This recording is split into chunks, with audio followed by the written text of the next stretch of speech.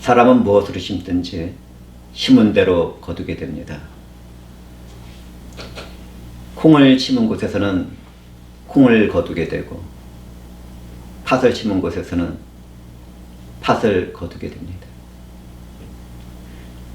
무화과를 심은 곳에서 엉겅퀴를 거둘 수 없고 포도를 심은 곳에서 가시나무를 거둘 수는 없습니다. 사람이 무엇이든지 심는 대로 거두게 되는 것은 하나님이 세우신 이 세상의 법칙입니다. 사람의 삶에서는 무엇이든지 심는 대로 거두게 됩니다. 미움과 증오를 심은 곳에서는 성과 사랑을 거둘 수 없습니다. 육체를 위해 심은 곳에서는 영원한 멸망과 죽음을 거두게 되고 성령을 위해서 심은 곳에서는 빛과 영원한 생명을 거두게 되는 것이죠. 오늘 우리는 심은 대로 거두게 된다는 말씀을 함께 나눌 것인데 성령의 역사를 기대해 봅니다.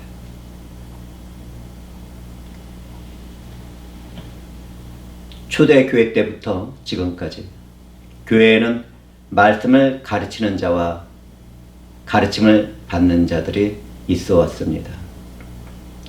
초대교회 때에는 사도들과 복음 전도자들이 말씀을 가르쳤고 오늘날에는 말씀을 가르치는 장로인 목사와 교회의 교사들이 그 일을 담당하고 있습니다. 가르침을 받는 사람들은 예수 그리스도의 교훈 가운데 살아가는 존귀한 성도들인 것이죠. 성령의 역사는 오늘날에는 복음에 대한 지식과 지혜가 널리 퍼져 있습니다. 머리에 든 것이 많은 세대들입니다. 그런데도 불구하고 죄와 허물 가운데 살아가고 있는 사람들은 말씀을 배우려고 하지 않습니다. 잘 모르면서도 말씀을 자기 마음대로 해석하면서 판단하고 가르치려고 하는 사람들이 늘어납니다. 그런 이유로 인해서 오늘날 사이비와 이단들이 날이 갈수록 극성을 부리는 것이죠. 또한 복음을 전해도 마음이 굳어지고 교만한 사람들은 그 복음을 들으려고 하지 않습니다. 그럼에도 하나님은 예수 그리스도와 복음으로 살아가는 참된 교회와 교인들을 남겨두시고 보존하십니다. 가르침을 받는 사람들은 가르치는 사람과 예수 그리스도 안에서 사랑의 교제를 나누며 모든 좋은 것을 함께 해야 합니다. 사실 모든 좋은 것으로 함께하라는 말씀 안에는 재물에 대한 내용이 포함되어 있습니다. 그러므로 하나님의 말씀으로 교훈을 받는 교인들은 자격 있는 교역자들의 생계를 보장해 주어야 하겠습니다. 하나님의 교회에 주신 물질의 축복은 정당하게 나누어야 하는 것이지요.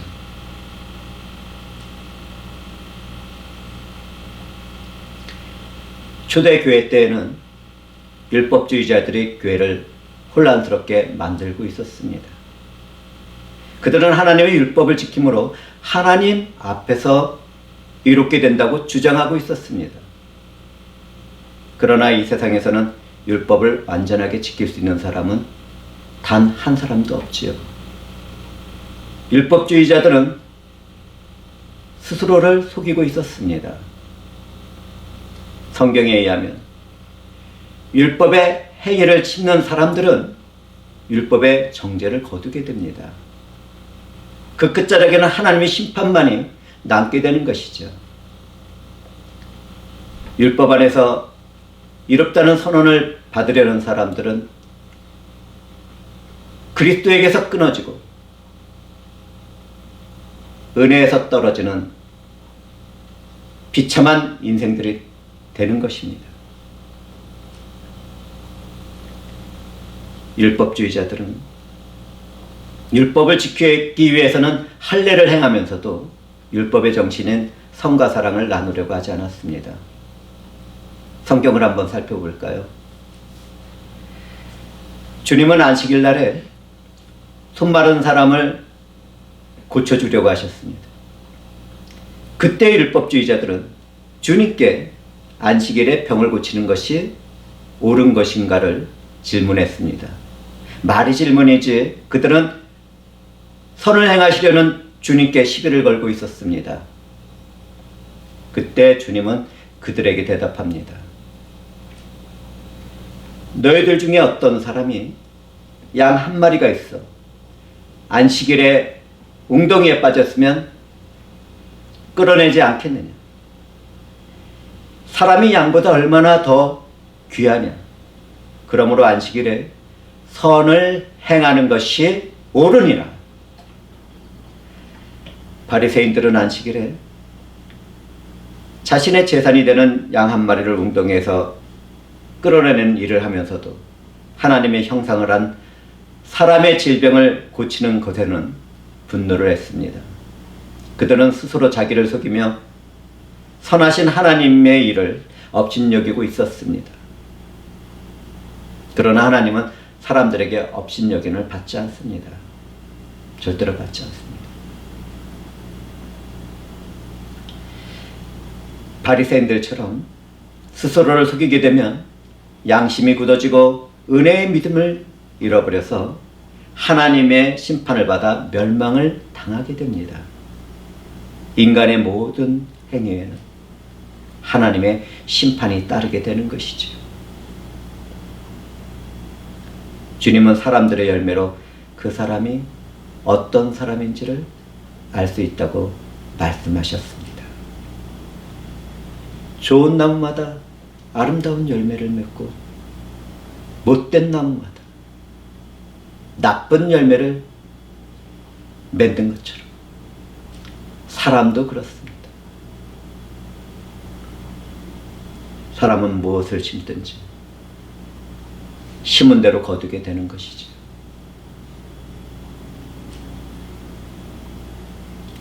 그렇다면 우리들은 어떻게 살아야겠습니까? 하나님을 사랑하고 이웃을 내 몸처럼 사랑하며 허물과 죄를 범하지 않도록 각선된 삶을 살아가야 하겠습니다.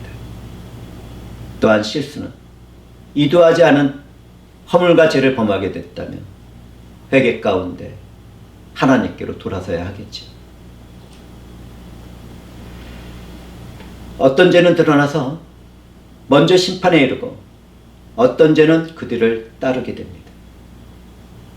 그러나 결국에는 모든 죄가 하나님의 심판 앞에 놓이게 되고 그것을 피할 수 있는 것은 아무것도 없게 되지요.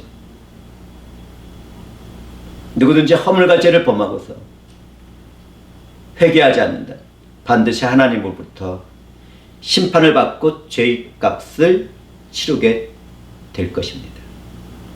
그러므로 기독교인들은 날마다 회개의 삶을 살아가며 믿음 안에서 한 걸음 한 걸음씩 거룩과 의와 진리의 길을 따라야 하겠습니다. 그런 사람들에게는 하나님이 함께 하십니다. 형통의 축복이 함께 할 것입니다.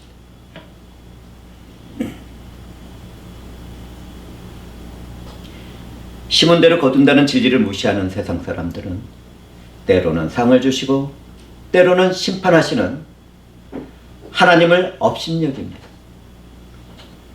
저는 우리 주 예수 그리스도와 그분의 복음을 전할 때 마음이 참 기쁘지만 한편으로는 불편할 때가 많습니다.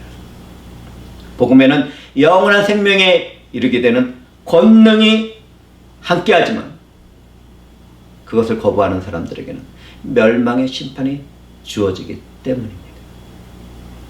사람들이 복음을 듣고 어떻게 반응하는지에 따라 미래의 영원한 삶은 좌우됩니다.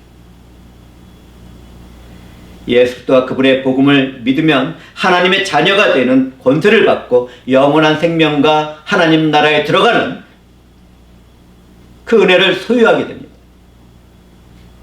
그러나 복음을 거절하고 거부하게 되면 영원한 죽음과 멸망을 당하게 되죠.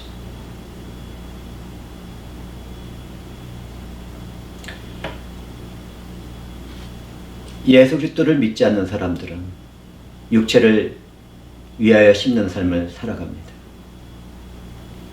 이 세상에는 변하지 않는 불변의 진리가 있는데 그것이 무엇인지 아십니까?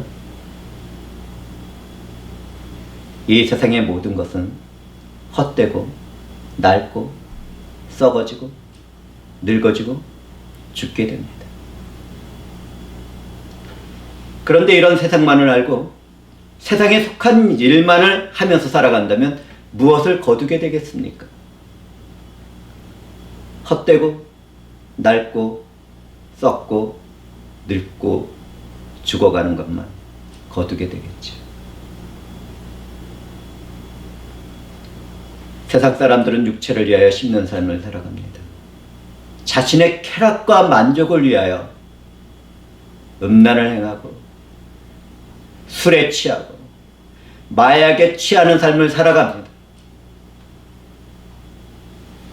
죽으면 모든 것이 끝이라고 생각하기 때문에 그런 삶을 살아가는 것이지요.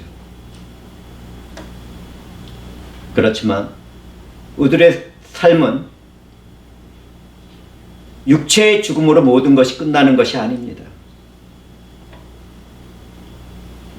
기독교인들에게 죽음이란 새로운 생명으로 태어나가는 과정이지. 마치 애벌레가 뇌꼬치 안에 들어갔다가 나비가 되는 것처럼 말입니다.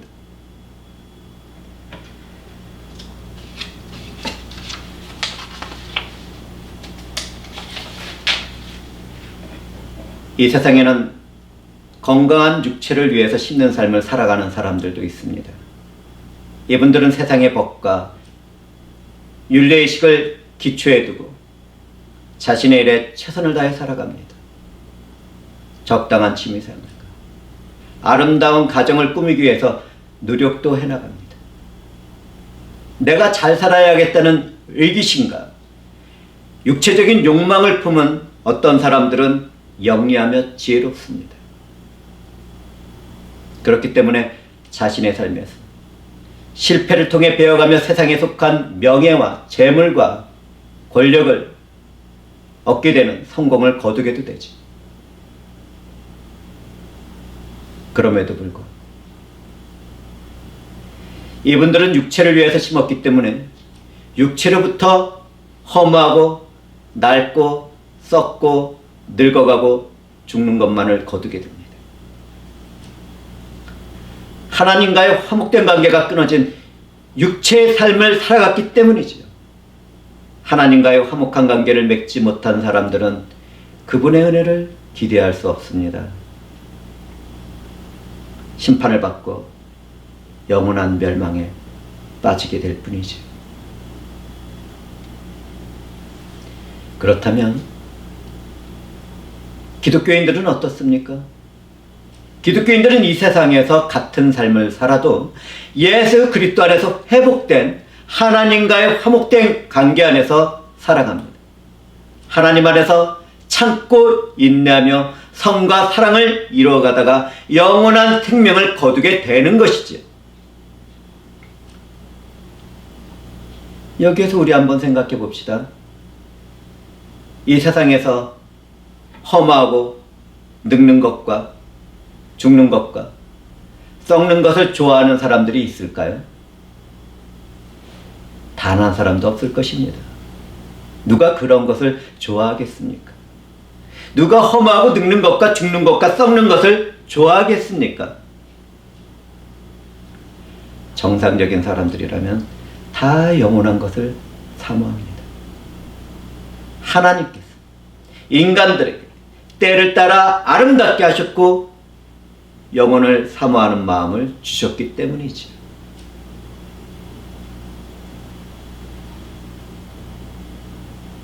참으로 좋으신 하나님이 아닙니까?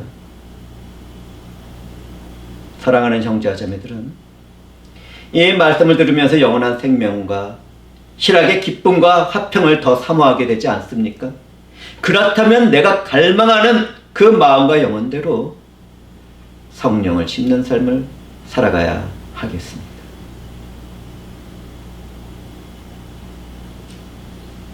내가 만약 영원한 생명과 희락의 기쁨과 화평한 삶을 원한다면 성령을 위해 심는 삶을 살아가야 합니다.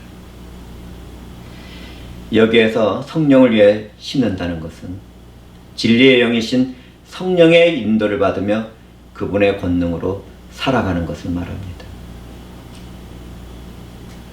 누구든지 말씀과 성령과 함께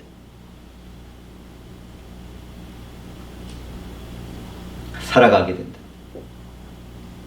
성령의 열매야 영원한 생명을 거두게 되는 것이죠. 그런데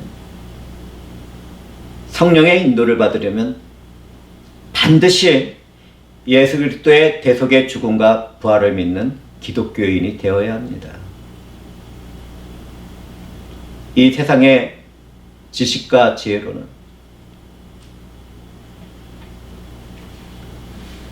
구원을 받을 수도 없고 은혜를 받을 수도 없고 영원한 생명을 제공받지 못합니다. 예수 그리스도 안에 있는 생명의 성령의 법이 우리를 죄와 사망의 법에서 해방시켜 주어야 합니다. 우리 주님은 이 일이 가능하도록 십자가 위에서 죽으시고 3일 만에 죽은 자 가운데서 부활하시고 하늘로 오르셨습니다. 부활하신 예수 그리스도를 믿는 사람들은 썩어질 육체로 살아가며 소망의 믿음을 심지만 썩지 아니할 몸으로 부활합니다.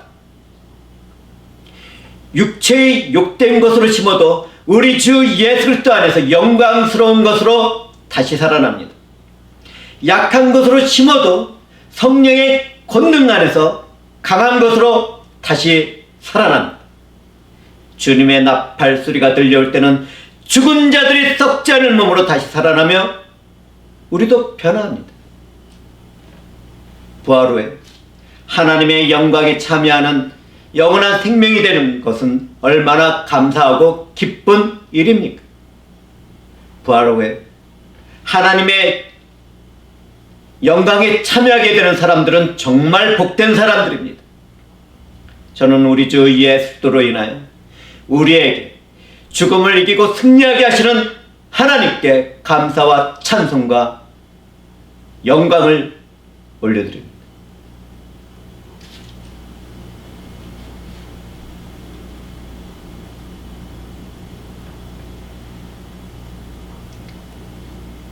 성령이 없는 사람들은 그리스도 예수 안에서 살아가는 사람이 아닙니다.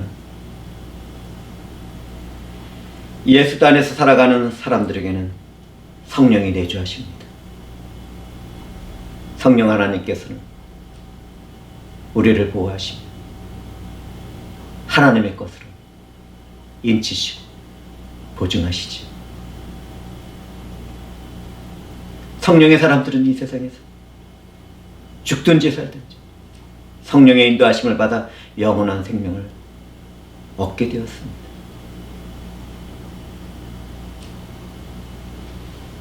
성령은 우리들과 각 사람 안에 거하시면서 말씀을 가르치시고 진리로 인도하십니다. 성령을 위해 심는 삶을 살아가는 사람들은 예수 그리스도를 믿고 그분의 복음을 증거하는 삶을 살아갑니다. 성령께 받은 은사와 은혜와 권세와 능력으로 하나님과 복음을 위해서 살아가며 성과 사랑을 나누는 성도들은 얼마나 아름답고 존귀합니까?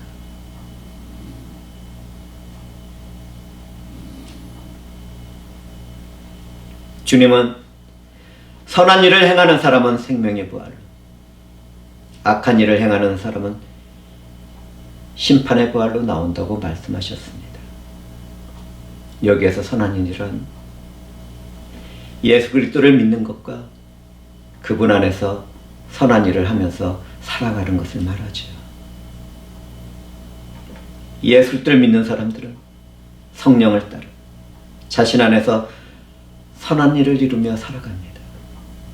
참된 믿음에는 반드시 선한 일과 사랑의 일이 따른다는 사실을 우리는 잊지 말아야 하겠습니다.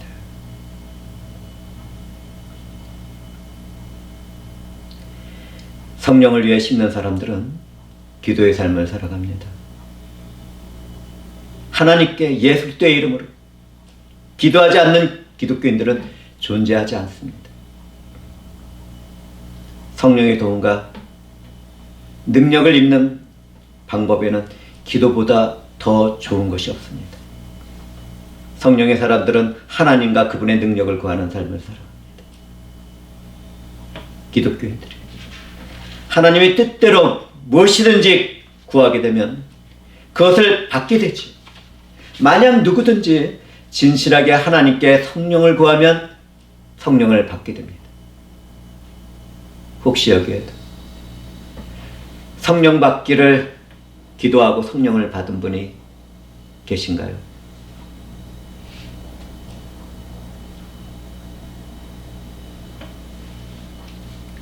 성령으로 살아가는 우리는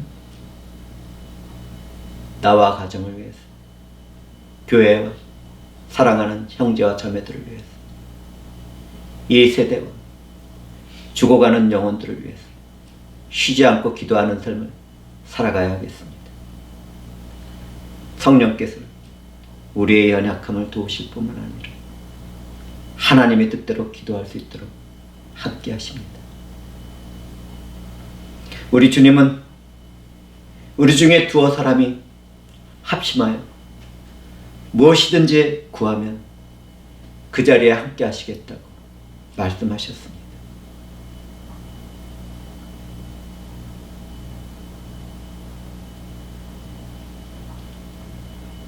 기독교인들은 선을 행할 때 낙심하거나 포기하지 말아야 합니다. 선을 행하다 보면 도움을 받았지만 감사하지 않는 사람들을 만날 때가 있습니다. 우리는 그런 사람들을 만난다 하더라도 섭섭해하거나 시험에 들어서는 안 되겠습니다. 우리가 선을 행하는 것은 내 자신의 만족이나 감사와 칭찬을 받기 위한 것이 아니라 하나님의 것을 가지고 하나님의 영광을 위하여 행한 일이기 때문입니다.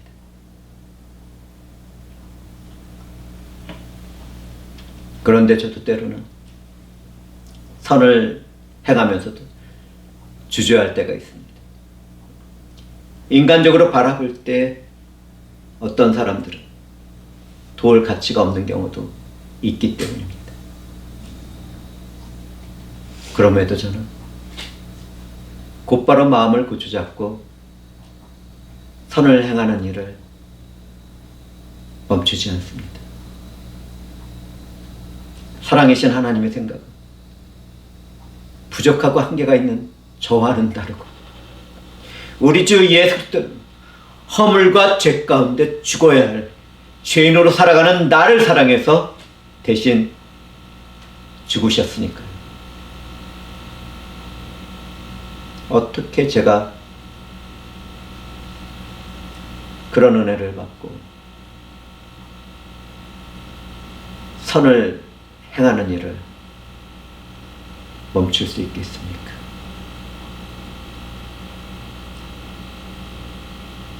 착한 일을 하며 선을 나눌 때 정말 어려운 일은 그 일을 방해하는 사람을 만날 때입니다. 우리 모두가 가난한 가정의 아이들을 먹이고 가르치는 일을 할 때였습니다. 그 가운데 어떤 아이들은 다른 아이들에게 때리고 욕을 하며 사역을 방해했습니다. 그때 저는 그 친구들에게 화를 내는 사역자에게 그 일을 금하고 사랑으로 대해 주어야 한다고 말씀드렸습니다.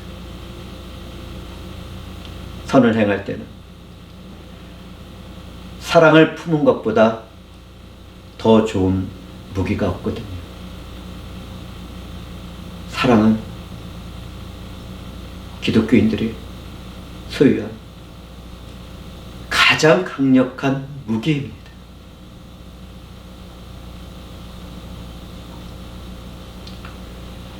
저와 사역자들은 지속적으로 그 아이들에게 참고 인내하며 사랑하고 또 사랑해 주었습니다. 그랬더니 그 문제가 많은 아이들이 그 중에서 가장 열심히 노력하는 아이들이 되었습니다. 다른 아이들을 함께 돌보면서 말이죠. 우리가 사랑을 품고 인내하며 지속적으로 선을 행하다 보면 언젠가는 열매를 거두게 됩니다. 그러므로 기독교인들은 선을 행할 때 낙심하거나 포기하지 말아야 하겠습니다. 어떤 환경과 경우에서도 말이죠.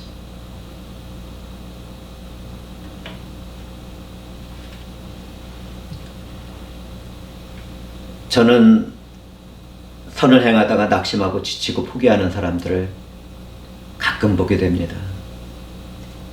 그렇다면 선을 행하다가 낙심하고 포기하는 이유는 무엇입니까? 사람이 낙심하는 이유는 전능하신 창조자 하나님을 바라보지 않기 때문입니다. 그 대신에 자기의 마음을 중심에 두거나 좋지 않은 환경을 바라보지요. 성경에는 낙심 가운데 포기한 사람들의 비참한 이야기가 기록되어 있습니다. 잠시 함께 나누도록 하겠습니다. 하나님이 약속한 가나안 땅의 정복을 앞두고 이스라엘 족속은 12명의 정탐꾼을 보낸 적이 있습니다. 그들은 임무를 마치며 그 땅의 풍성한 열매를 갖고 돌아왔습니다. 그런데 여호수아와 갈렙을 제외한 10명의 정탐꾼은 낙심한 가운데 그 땅의 정복은 불가능하다고 보고했습니다. 그 말을 들은 이스라엘 족속들은 인도하신 하나님과 모세와 아론은 원망하며 애굽으로 다시 돌아가려고 했습니다. 그 일로 인해서 여호수아와 갈렙을 제외한 첫 세대의 사람들은 하나님의 징계를 받아 40년 동안 방황을 하는 가운데 모두 다 죽고 말았습니다. 그렇다면 그 사람들이 낙심한 이유는 무엇 때문입니까? 그들은 함께 하시며 승리하시는 전능하신 창조자 하나님을 믿고 의지하지 않았습니다. 그 대신에 그들은 그 땅에 살고 있는 장대한 거주민을 바라보았습니다. 그들은 자신의 마음에서 나오는 생각으로 메뚜기와 같은 자신들은 가나안 땅을 정복하는 것이 불가능하다고 판단을 했습니다. 그들은 모든 전쟁에서 승리하시는 전능하신 하나님을 믿고 의지해야 했습니다. 성경에 기록된 이야기는 오늘을 살아가는 우리들의 교훈과 가르침을 위한 것입니다. 우리는 전능하신 창조자 하나님의 성령이 함께하고 있다는 사실을 잊지 말아야겠습니다. 성경에는 자신의 마음을 믿는 사람을 어리석다고 말을 하고 있습니다. 선을 행하는 기독교인들은 자기의 마음의 연약함을 중심에 두지 맙시다. 좋지 못한 환경을 바라보지 말고 모든 일에서 승리를 거두도록 하시는 전능하신 창조자 하나님을 바라봅시다. 눈앞의 결과에 마음을 쓰며 조급하게 서두르는 가운데 생동하지 맙시다. 오직 참고 있는 하나님의 때에 맺어진 선한 열매를 바라봅시다.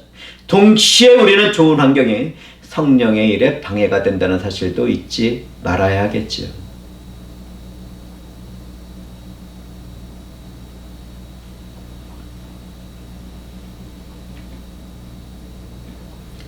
이 세상의 일에는 씨를 뿌릴 때가 있고 거둘 때가 있습니다. 모든 일에는 적당한 때가 있는 것이죠. 그와 같이 착한 일을 하는 것에도 알맞은 때가 있습니다. 기독교인들이 착한 일을 하다 보면 톱니의 바퀴처럼 때와 시가 맞아 떨어질 때가 있습니다. 저도 여러 번 그런 경험이 있는데 그 중에 한 가지 경험을 함께 나누도록 하겠습니다. 몇 년 전에 교회를 분할하는 과정에서 교회에는 새로운 설교단이 필요했습니다.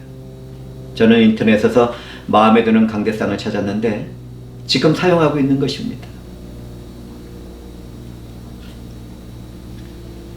좋은 나무로 만들어진 것이라 가격이 많이 부담되었죠. 그런데 다음날 어떤 집사님이 저를 만나러 오셨습니다. 그 집사님은 다른 지역교회를 섬기시는 분입니다. 그분은 저에게 봉투를 내놓으면서 여윳돈이 갑자기 생겼는데 목사님이 생각나서 가져왔다고 말씀했습니다. 그런데 놀랍게도 그 금액이 새로운 강대상을 구입하는 비용과 딱 맞아떨어졌습니다. 기독교인의 선한 일에는 하나님이 정하신 시간대가 있는 것이죠. 기독교인으로 살아가는 우리는 내가 기회가 있는 동안에 착한 일을 해야 하겠습니다.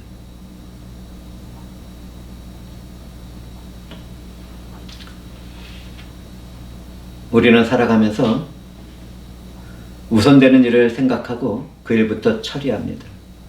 그런데 일상생활에서 뿐만 아니라 착하고 선한 일에서도 우선순위가 있습니다. 기독교인들이 착하고 선한 일을 할 때는 그리스도 안에서 형제와 자매가 된 사람을 우선해야 합니다. 주님이 머리가 되신 교회의 지체로 살아가는 우리는 모두가 하나님의 자녀들이기 때문입니다. 우리는 교회 안에서 고난과 빈곤에 처한 형제와 자매들을 먼저 돌아보고 선을 행하며 하나님께 영광을 돌려야 하겠습니다.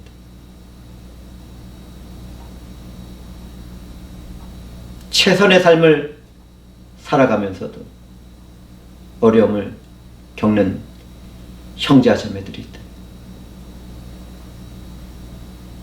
교회는 그들을 돌봐야 하겠습니다.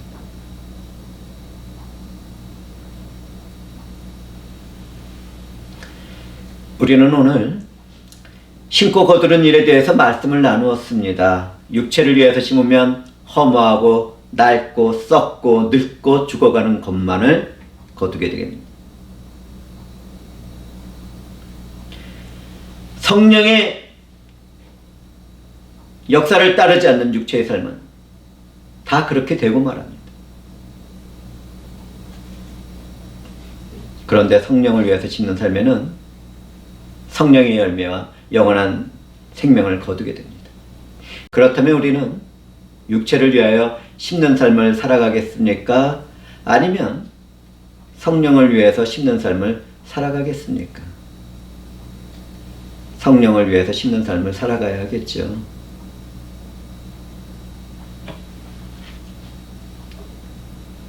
성령을 위해 심는 삶에는 예수 그리스도가 중심에 있어야 합니다.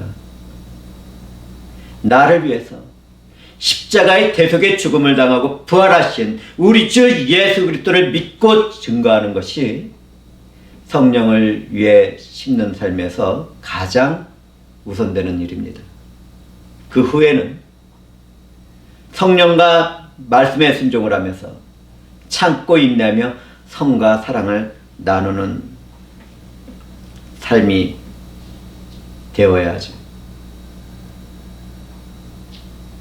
우리는 성령을 위해서 심는 삶에는 마음과 뜻과 힘을 다해서 하나님을 사랑하는 것과 우리의 이웃을 내 몸같이 사랑하는 것이 기초가 된다는 사실을 잊지 말아야겠습니다. 성령을 위해 심는 삶을 살아가는 우리는 우리 주 예수 그리스도께서 우리를 어떻게 사랑하셨는지를 아는 성령의 사람들입니다. 동시에 우리는 영원한 생명과 하나님 나라를 받게 되는 하나님의 자녀들인 것이죠. 이 모든 것을 우리를 사랑하시는 삼위일체 하나님께서 이루어가고 계십니다.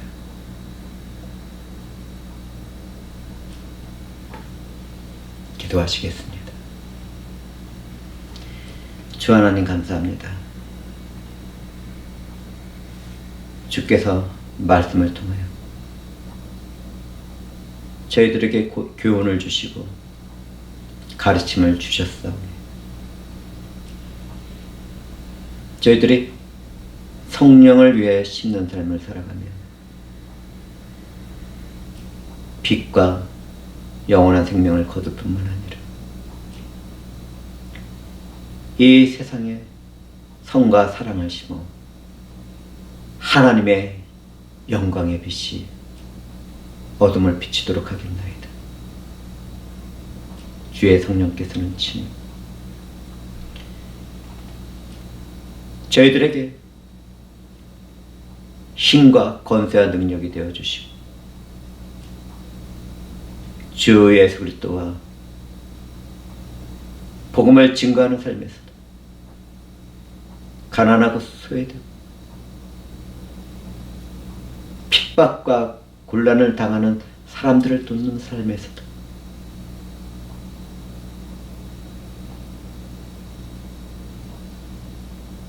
하나님의 영광을 드러내는 열매를 맺을 수 있도록 역사해 주시옵소서. 함께해 주심을 감사드리며 우리를 구원하신 나사렛 예수님의 이름으로 기도드리옵나이다.